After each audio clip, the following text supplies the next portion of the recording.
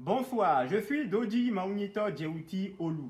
Dans cette troisième petite vidéo sur le roue-mètre, je vais vous montrer comment mesurer une ligne courbée que j'ai tracée sur le sol avec le roue-mètre que j'ai créé. Donc le premier instrument de mesure circulaire graduée.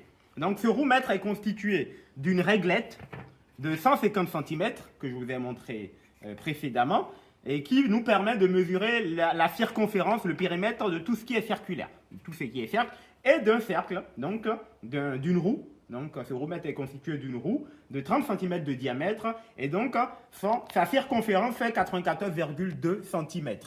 Donc voilà, j'ai tracé un repère rouge en bas à la verticale, donc de 0 à 94,2. On va d'abord essayer de mesurer cette ligne courbe, donc avec un ruban mètre. Et vous allez voir que c'est assez compliqué à faire. Et que là, ce n'est pas exact et donc c'est presque impossible pour être précis.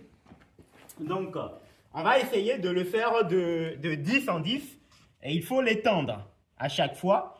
De 10 en 10, il faut l'étendre. Et comme vous le voyez, le ruban mètre ne prend pas ou prend difficilement la forme de la courbe. Donc, c'est assez compliqué à tirer. Ce n'est pas pratique. Donc, on va tout simplement prendre le roue-mètre. Et vous allez voir, c'est beaucoup plus simple. Je place le repère rouge au niveau du début de la courbe et je vais simplement rouler jusqu'à ce que le repère rouge revienne en bas.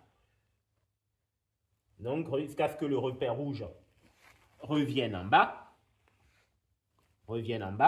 Donc là, il est en bas. On a donc parcouru 94,2 cm. On va continuer puisque la ligne se poursuit.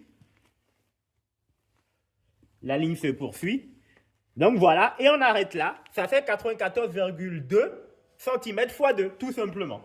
Donc vous avez la longueur de cette ligne courbe.